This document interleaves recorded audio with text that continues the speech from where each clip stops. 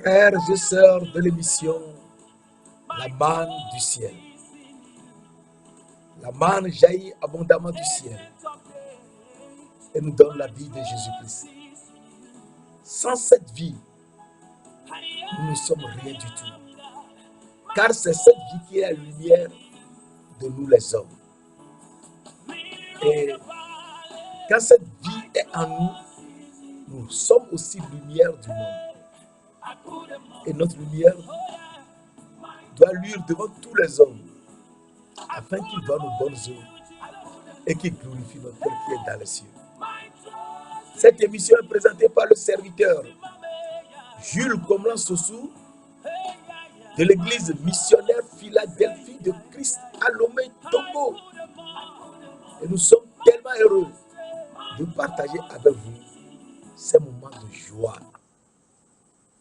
Le Dieu de gloire, le Tout-Puissant, l'Éternel des armées, celui qui est 3 fois saint, qui est saint, saint, saint, qui nous aime tant, est venu jusqu'à nous pour nous sortir de la malédiction de la loi.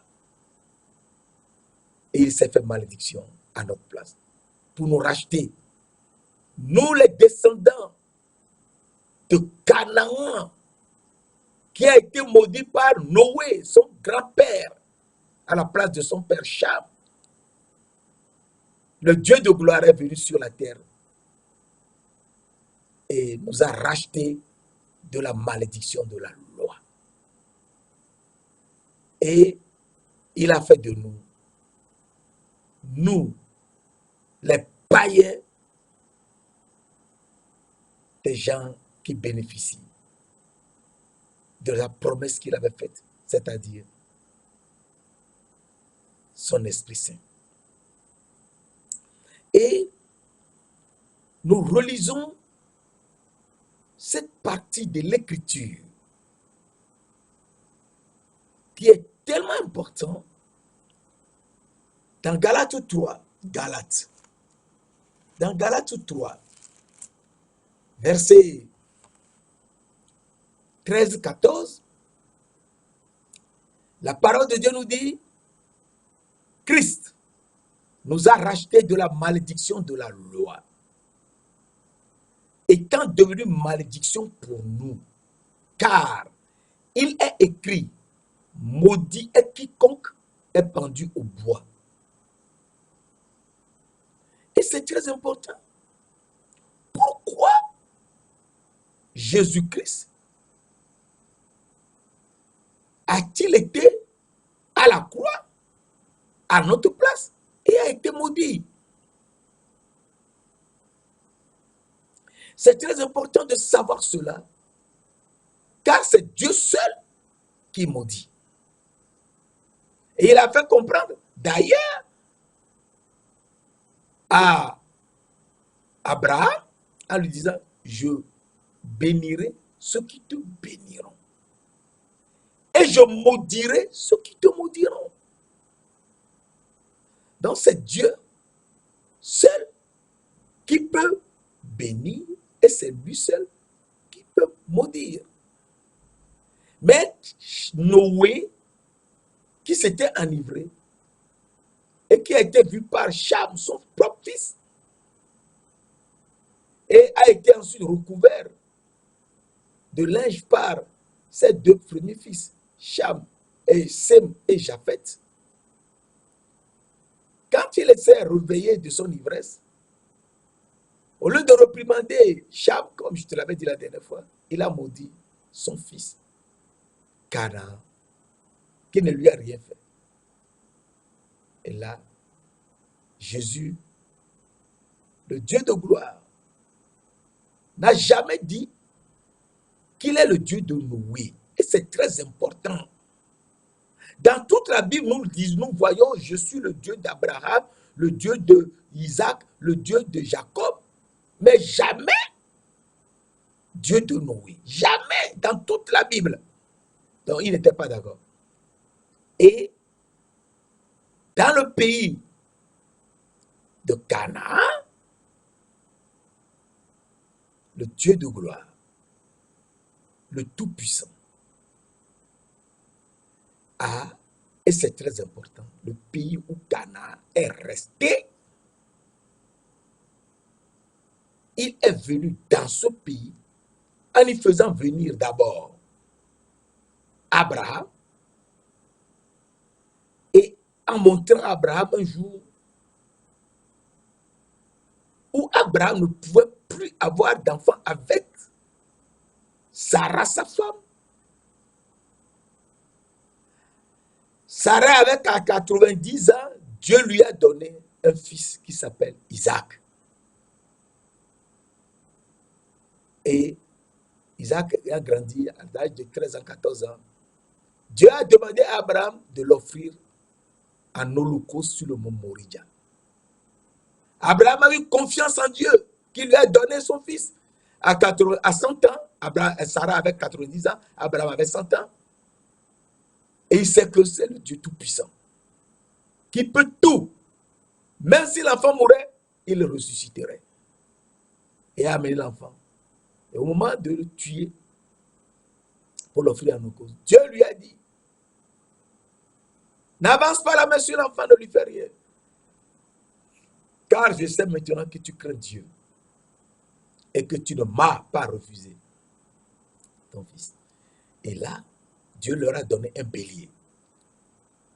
Or, ce jour, lorsque Isaac a demandé à son père, voici le bois, voici le couteau, mais où est l'agneau pour l'holocauste? Abraham a dit ce que Dieu lui avait dit. Dieu se pourvoira lui-même de l'agneau pour l'holocauste. Mais ce jour, Dieu leur a donné un bélier. Et là où Abraham devait offrir son fils à Dieu, Abraham a tout fait pour acheter ce territoire. C'est ce territoire qu'on appelle le territoire de Macpéla, qui appartenait au fils de Heth, le Éphron. Éphron, le fils de Heth, qui est le fils de Canaan. Heth est le fils de Canaan. Donc c'est dans le territoire de Canaan. Et Abraham a tout fait à la mort de sa femme d'acheter ce territoire de Macpéla qui appartenait au fils de Heth, donc de Canaan. Et sa postérité, qui est d'abord Isaac. Sarah a été enterrée là. Et lui-même, à sa mort, lui-même a été enterré là.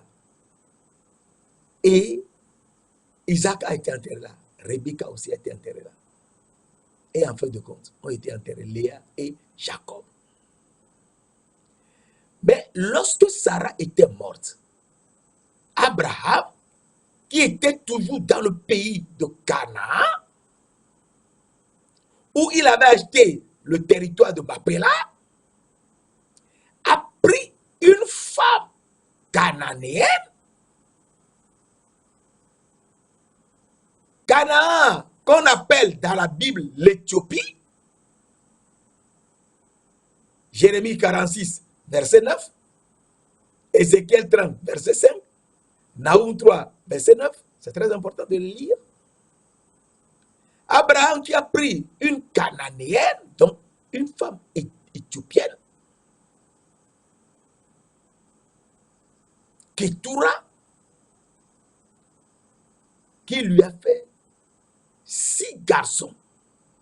Et Abraham, avant de mourir et être enterré dans le territoire de Macpéla, de Canaan, a envoyé les 6 fils de Ketura auprès de leur grand frère Ismaël dans le pays d'Orient. Pourquoi? Il faut savoir que Ketura est cananéenne, donc éthiopienne. Si ses enfants restaient dans ce territoire, eh bien, Isaac ne peut jamais avoir les bénédictions, l'héritage total d'Abraham. Non. Parce qu'il se trouve dans le pays de Cananéens, donc de la femme de Ketura. Les enfants de Ketura ne peuvent jamais lui permettre d'avoir tout l'héritage. Donc Abraham les a envoyés auprès de leur grand frère Ismaël, qui est dans le pays d'Orient, en Arabie. Et dans ce pays, le Dieu de gloire a fait quelque chose. Qu'est-ce qu'il a fait? Un jour, il a fait quitter les enfants, la descendance de Ketura et d'Abraham, les Madianites. Madian qui est le quatrième des 6 fils que Ketura a donné à Abraham. Madian a eu une fille, a eu des filles, mais la première, l'aînée s'appelait Séphora. Le sacrificateur Jéthro de Madian l'a donné à Moïse, qui est un Lévite, donc un descendant de Jacob, qui est descendant de Isaac et donc d'Abraham. Ils sont donc frères. Et frères, nous avons vu que Dieu a dit à Moïse de retourner dans le pays de Canaan. Mais Moïse était mort en chemin.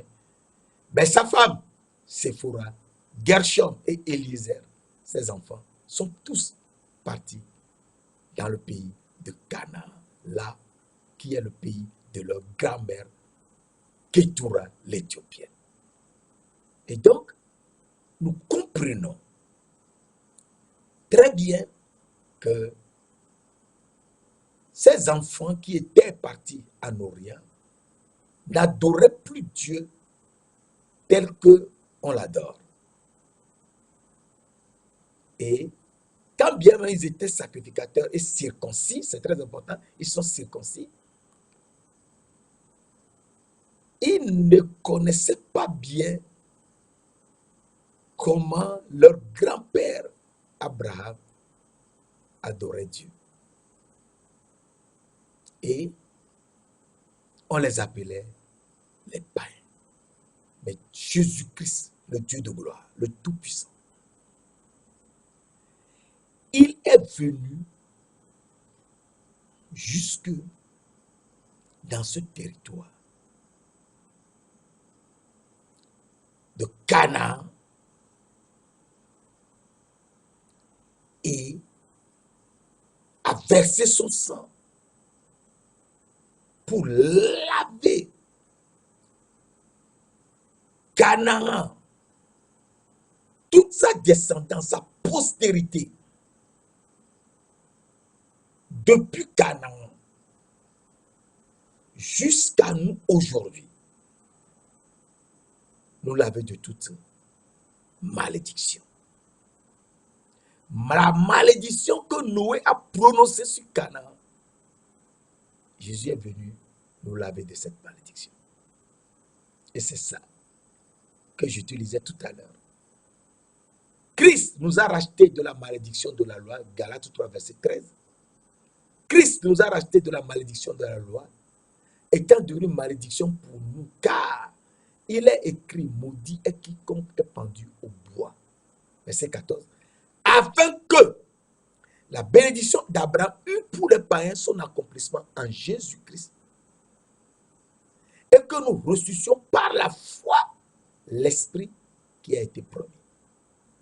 Alors, ces païens, c'est qui? Ces païens, c'est qui? Alors, nous lisons dans Galates 3, toujours, versets 6 à 9. Comme Abraham crut à Dieu et que Dieu le lui imputa à justice, reconnaissez donc que ce sont ceux qui ont la foi qui sont fils d'Abraham. Aussi l'Écriture prévoyant que Dieu justifierait les païen, par la foi, a d'avance annoncé cette bonne nouvelle à Abraham. Toutes les nations seront bénies en toi.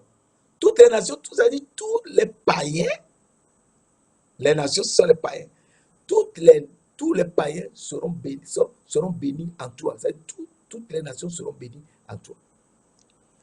Et verset 16 nous dit, Galates 3, verset 16, oh, les promesses ont été faites à Abraham, oui, et à sa postérité. Il n'est pas dit aux postérités, comme s'il s'agissait de plusieurs. Mais en tant qu'il s'agissait d'une seule, c'est-à-dire à Christ, c'est-à-dire à ta postérité, c'est-à-dire à Christ.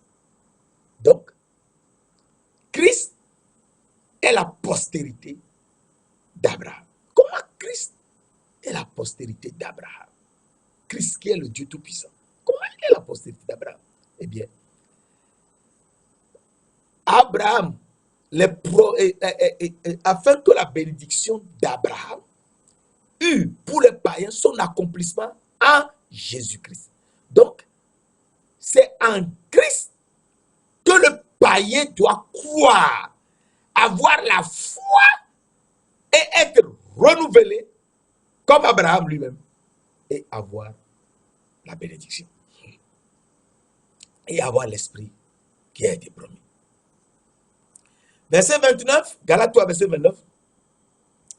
Et si vous êtes à Christ, vous êtes la descendance d'Abraham, héritier selon la promesse.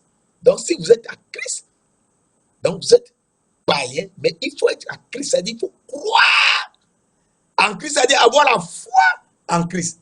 C'est ce que la Bible nous dit dans Galates 3, verset. Aussi l'Écriture prévoyant que Dieu justifiait les païens par la foi.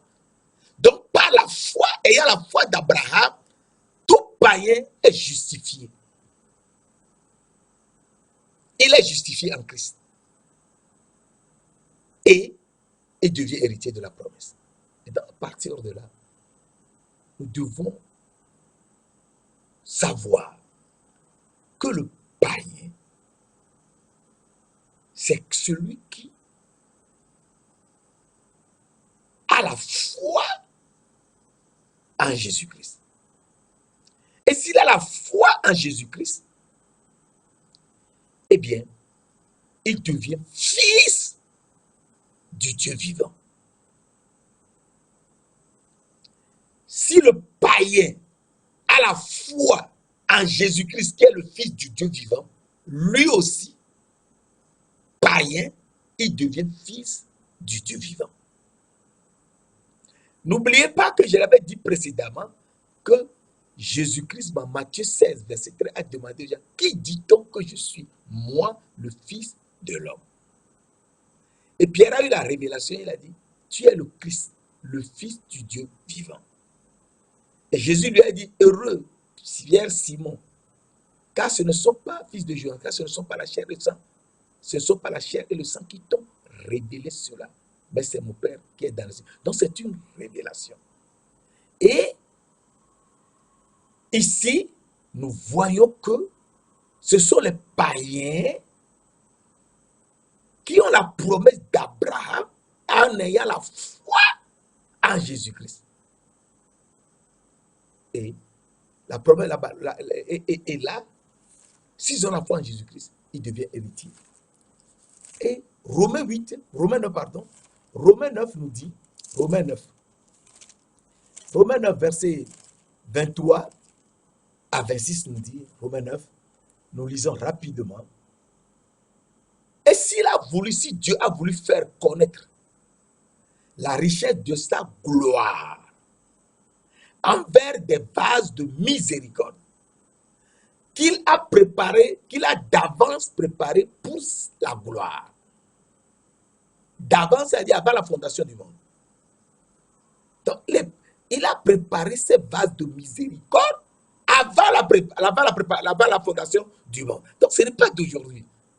C'est avant la fondation du monde qu'il t'a choisi manifeste aujourd'hui aux yeux de tout le monde. C'est avant la fondation du monde que tu es, mon frère bien-aimé, ma soeur bien-aimée. Tu n'es pas d'aujourd'hui. Verset 24, Galates 3, Galates 9, verset 24 maintenant. Ainsi nous a-t-il appelés, non seulement d'entre les Juifs, mais encore d'entre les païens. Hein? Donc ce sont les païens qui sont des vases de miséricorde que Dieu a préparés d'avance pour la gloire. Oui, ce sont les païens qui verront sa gloire. Ce n'est pas possible. Oui. Ainsi nous a-t-il appelés, non seulement d'entre les Juifs, mais encore d'entre les païens. Selon qu'il le dit dans Osée, j'appellerai mon peuple celui qui n'était pas mon peuple. On ne considérait pas les païens qui sont restés en Orient, dans le pays d'Orient, comme dans le peuple de Dieu.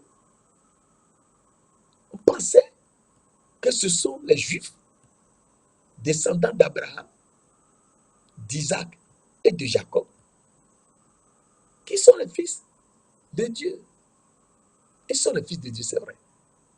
Mais les fils du Dieu vivant, ce ne sont pas eux. Eh oui.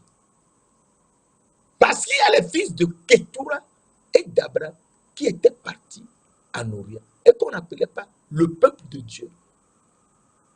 Selon qu'il a dit, j'appellerai mon peuple, j'appellerai mon peuple celui qui n'était pas mon peuple.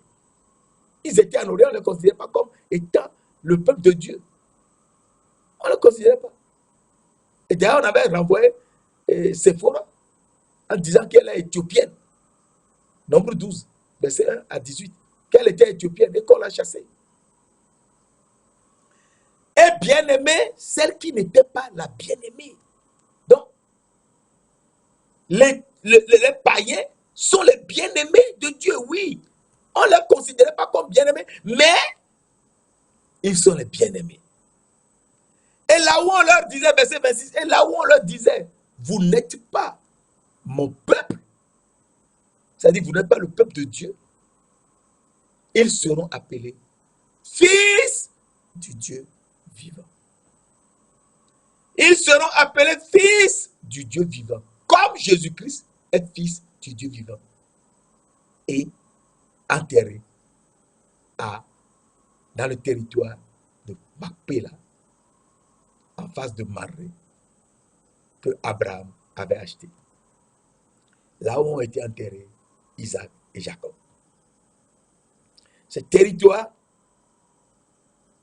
qu'on appelle beaucoup plus tard, on l'appelle plus ce territoire Macpéla, mais beaucoup plus tard on l'appelle Golgotha.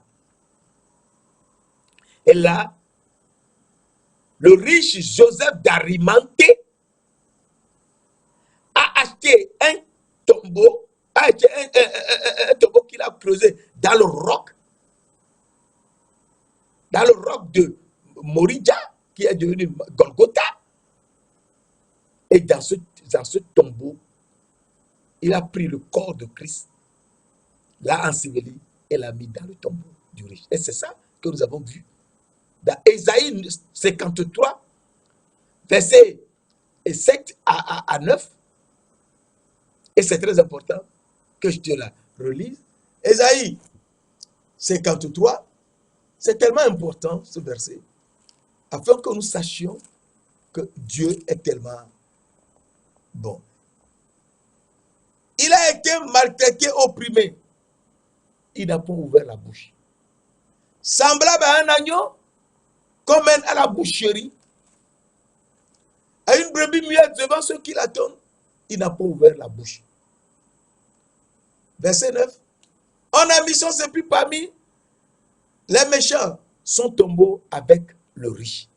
Ce riche, c'est le riche Joseph d'Arimathée qu'il a mis dans son tombeau, qu'il a creusé à Golgotha, dans le roc à Golgotha.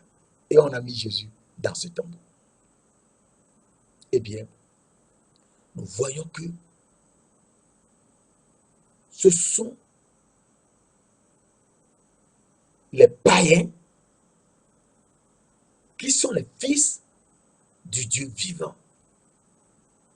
et les fils du Dieu vivant, ce sont eux qui sont conduits par l'Esprit de Dieu. Oui. Et nous voyons dans Romains 8, verset 14, car vous êtes tous, car vous tous, car tous ceux qui sont conduits par l'Esprit de Dieu sont fils de Dieu.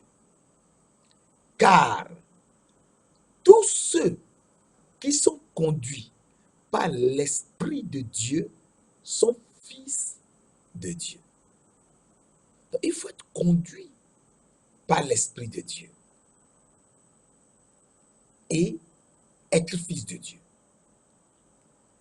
Mais ce qu'il faut remarquer ici, c'est que quand on est conduit par l'Esprit de Dieu, on est d'abord brebis et on est conduit par l'Esprit de Dieu. Mais de brebis, Dieu nous transforme et nous devenons une autre création.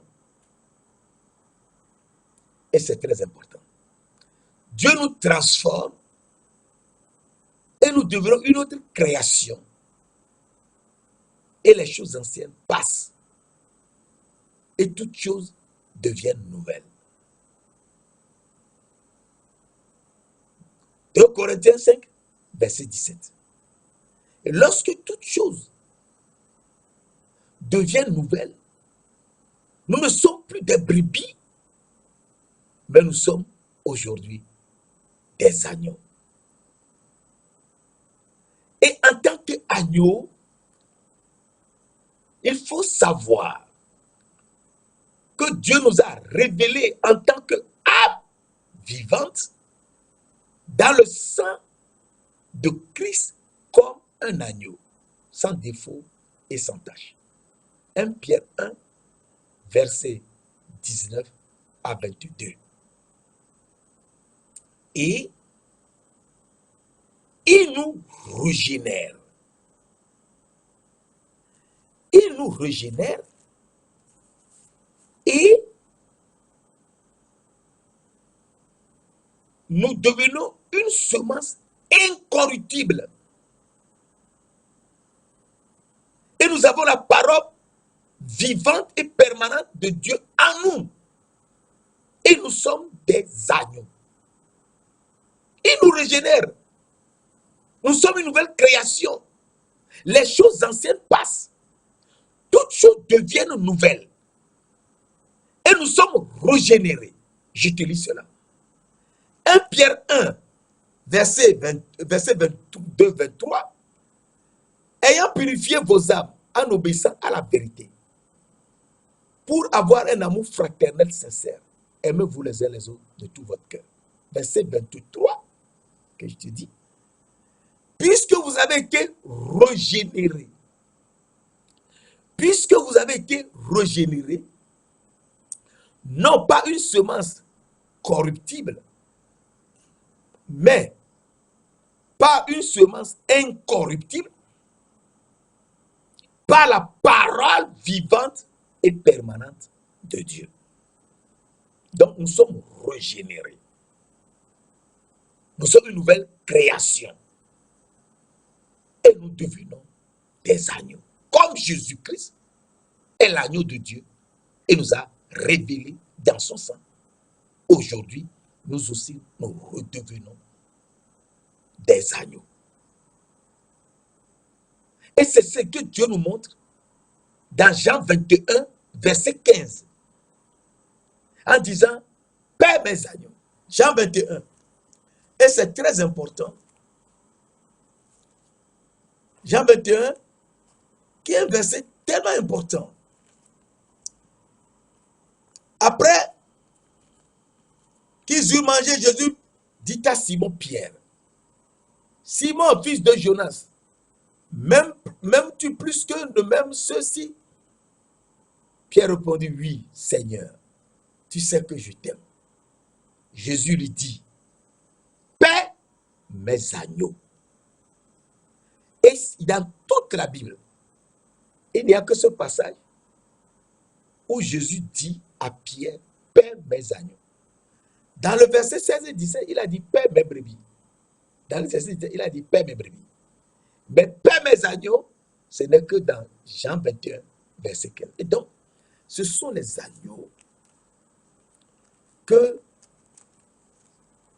Jésus-Christ régénère par une semence incorruptible qui est la parole vivante et permanente de Dieu. Tu as la parole dans ton âme. Ton âme vit tout le temps de la parole de Jésus-Christ. Notre âme vit de la parole de Christ. Donc, tout le temps, tu vivras de la parole de Christ. Et tu es régénéré. Tu es une nouvelle création. Tu n'es plus une brebis, mais tu deviens un agneau. Comme Jésus-Christ lui-même. Et en tant qu'agneau, eh bien, tu es fils du Dieu vivant. Comme Jésus-Christ est le fils du Dieu vivant. Et donc, si Jésus est le fils du Dieu vivant, eh bien, il faut savoir que les païens sont aussi fils du Dieu vivant, oui. Et ces païens sont en Jésus-Christ, révélés en Jésus-Christ avant la fondation du monde. Puisque Jésus étant l'agneau de Dieu qui a versé son sang, il l'a fait également avant la fondation du monde. 1 Pierre 1, verset 19 à 21. Par le sang de Christ, comme d'un agneau sans défaut et sans tache. Verset 20. Prédestiné avant la fondation du monde et manifesté à la fin des temps à cause de vous. Verset 21. Qui par lui, croyez en Dieu, lequel l'a ressuscité des morts et lui a donné la gloire, afin que votre foi et votre espérance reposent sur Dieu. Verset 22. Ayant purifié vos âmes en obéissant à la vérité, pour avoir un amour fraternel sincère, aimez-vous les uns les autres. Verset 23. Ayant été régénéré par une semence non corruptible, mais par la semence incorruptible et permanente de Dieu, qui est la parole vivante et permanente de Dieu. Donc, nous sommes régénérés et nous sommes avec lui avant la fondation du monde. Et je te montre cela. Dans Éphésiens 1, verset 3-4, c'est très important. Béni soit Dieu, le Père de notre Seigneur Jésus-Christ, qui nous a bénis de toute bénédiction spirituelle en Jésus-Christ. En lui, qui nous a bénis de toute bénédiction spirituelle dans le céleste en Jésus-Christ. En lui, Dieu nous a élus avant la fondation du monde pour que nous soyons saints et irrépréhensibles. Saints et irrépréhensibles aussi devant lui. Nous ayant prédestinés dans son amour à être ses enfants d'adoption selon le bon plaisir, en Jésus-Christ selon le bon plaisir de sa volonté. Et donc à partir de là, nous comprenons que nous avons été élus en Jésus-Christ par Dieu avant la fondation du monde pour que nous soyons saints et irrépréhensibles, comme l'agneau de Dieu. Christ comme un agneau, sans défaut et sans tâche. Donc saint et irrépréhensible. Et à partir de là, nous comprenons que si tu n'étais pas élu avant la fondation du monde, tu ne peux jamais redevenir un agneau. C'est ça. Tu peux te comporter comme une brebis, c'est une marche. Mais de brebis, il faut redevenir un agneau. Comme l'agneau qui a versé son sang et qui nous a manifesté, qui nous a révélé. C'est très important. Et donc, c'est avant la fondation du monde, oui. Avant la fondation du monde. Et c'est un verset tellement important qu'il nous faut réfléchir. Il faut réfléchir que tu es choisi et élu en Jésus-Christ avant la fondation du monde. Et c'est ça, tu es un païen. Et tu es le fils du Dieu vivant, tout comme Jésus-Christ est le fils du Dieu vivant. Toi, un agneau, régénéré, est devenu une nouvelle création. Alors, je te le montre. Dans Colossiens 1,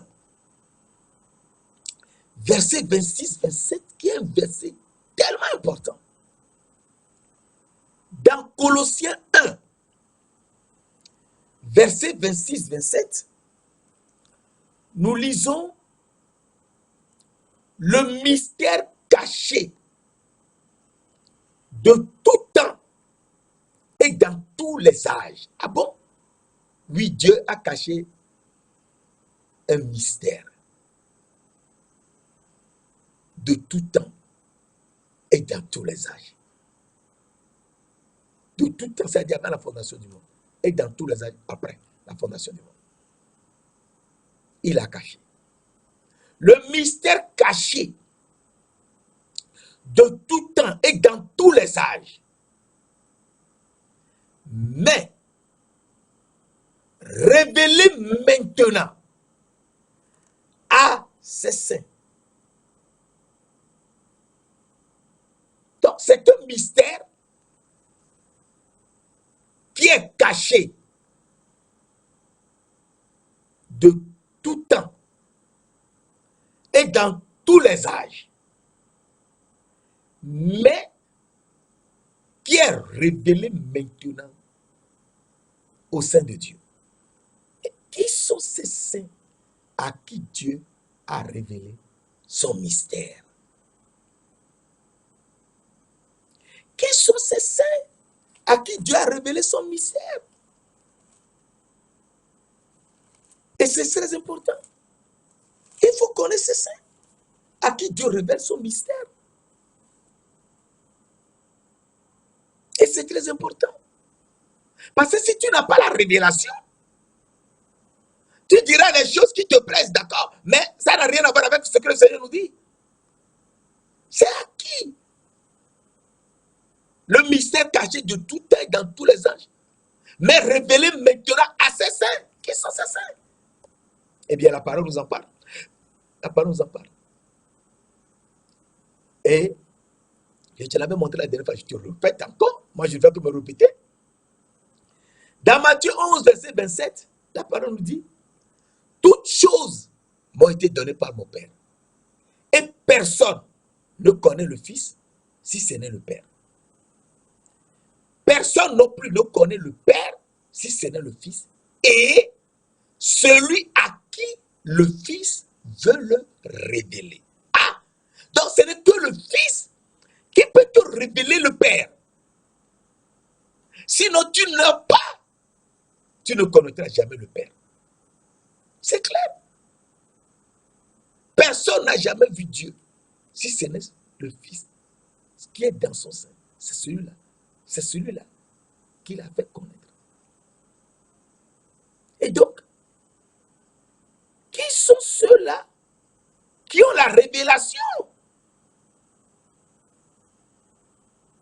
À qui Dieu révèle, le Fils révèle le Père. Et tu l'avais également montré la dernière fois. Ça, c'est ça, surtout dans Amos 3, verset 7.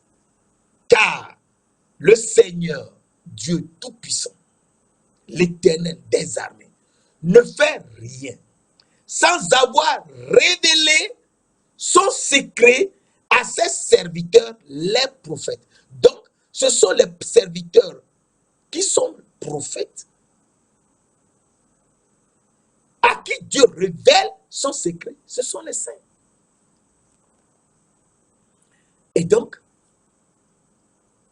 le mystère caché de tout temps et dans tous les âges est révélé aujourd'hui par Dieu à ses serviteurs, les prophètes, qui sont les saints de Dieu. C'est ça.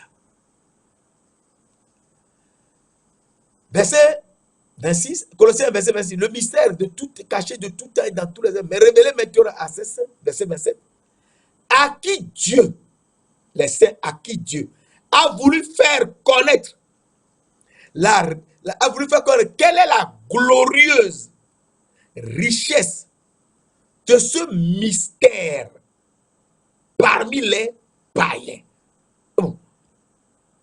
Ces saints-là sont les païens, oui. Quelle est à qui Dieu a voulu faire connaître quelle est la glorieuse richesse de ce mystère parmi les païens. Savoir Christ en vous, l'espérance de la gloire. Christ en vous, l'espérance de la gloire. Ah. Donc,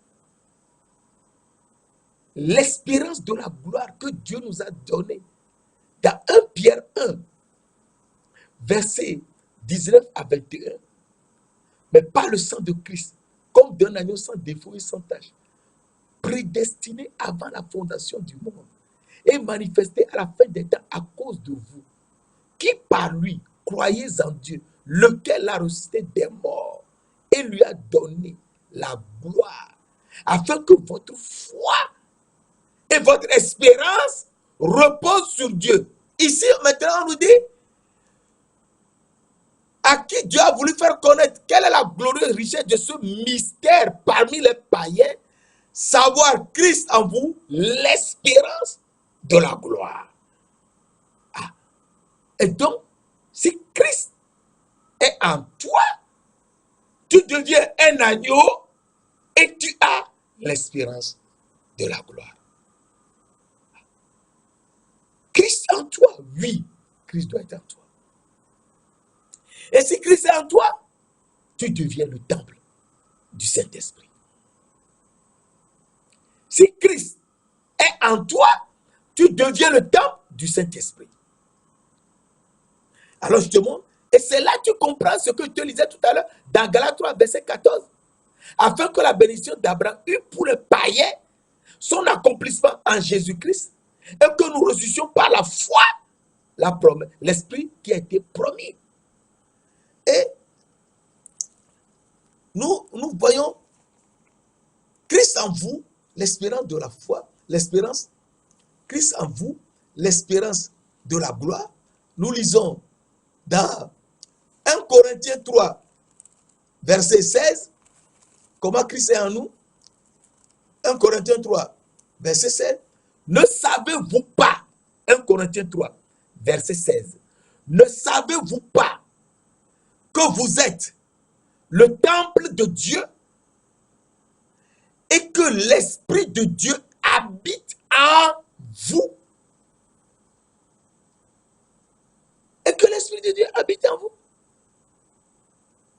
Donc, il faut comprendre qu'aujourd'hui, l'Esprit de Dieu qui nous conduit, nous, les agneaux, nous, les fils du Dieu vivant, nous, les élus, eh bien, nous sommes une nouvelle création, c'est-à-dire nous sommes le temple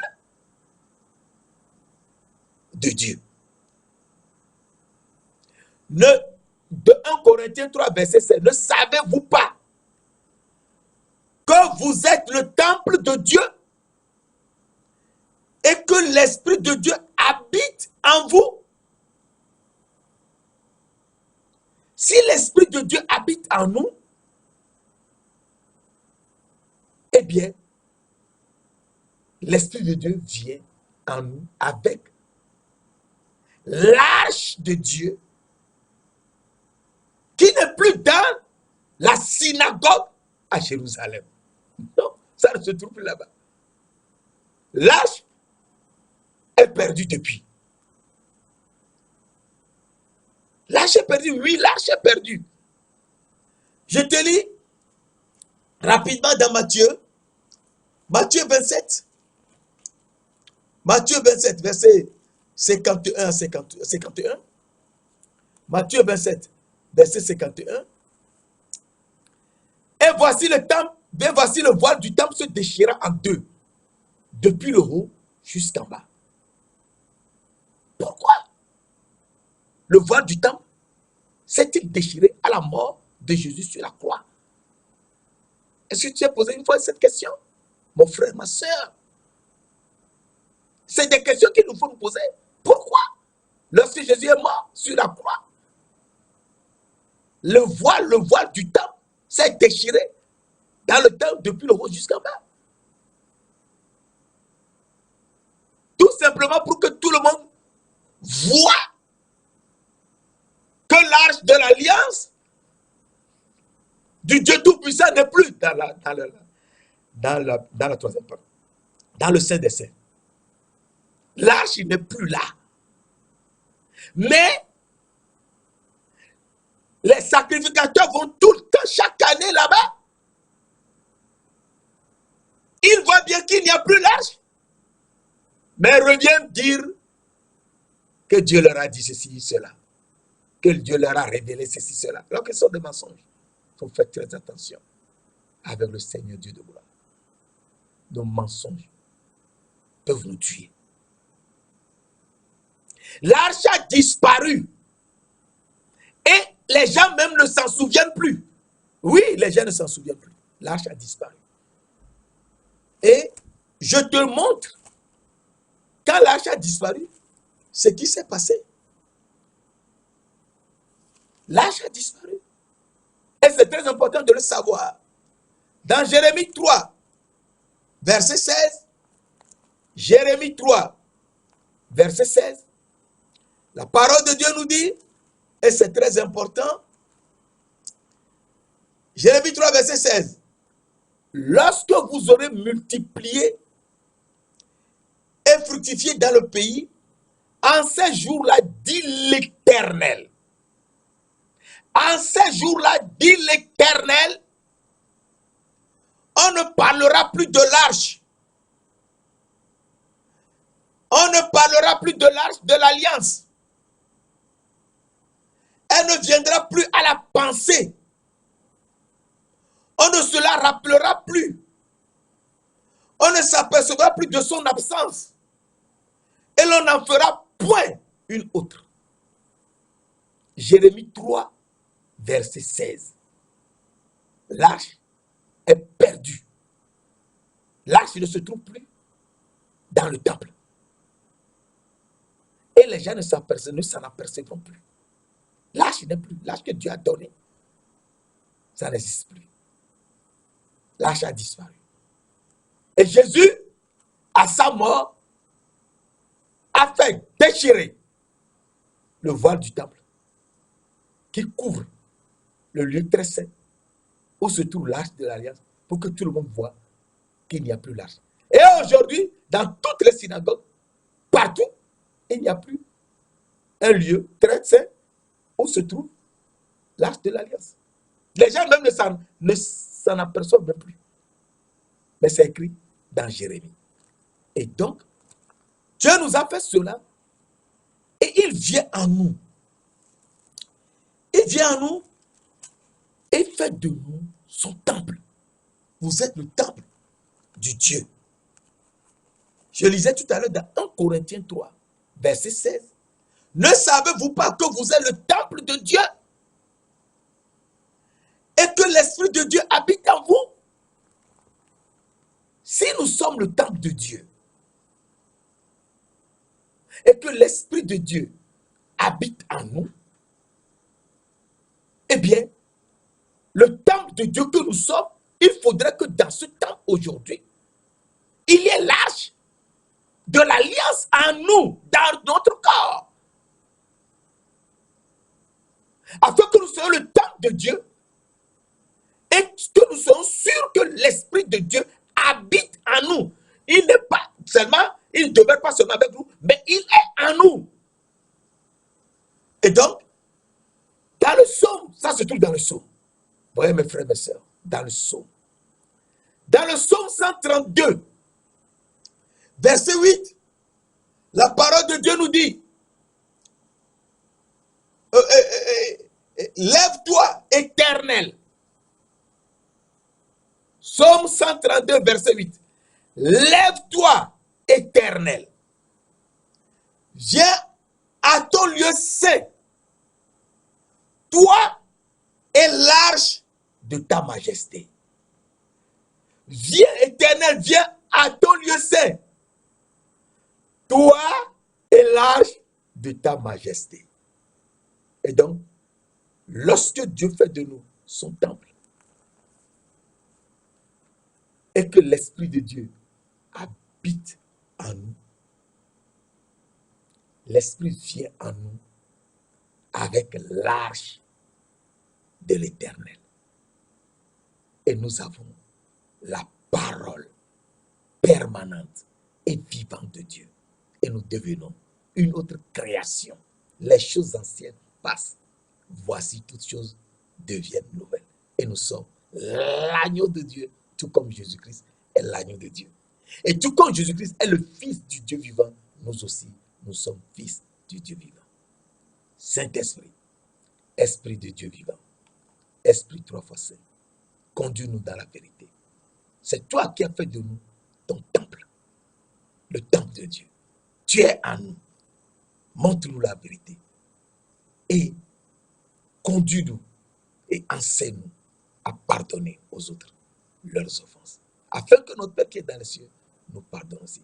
Merci d'ailleurs de nous l'avoir déjà fait au nom précieux de notre Seigneur Jésus-Christ de Nazareth. Amen.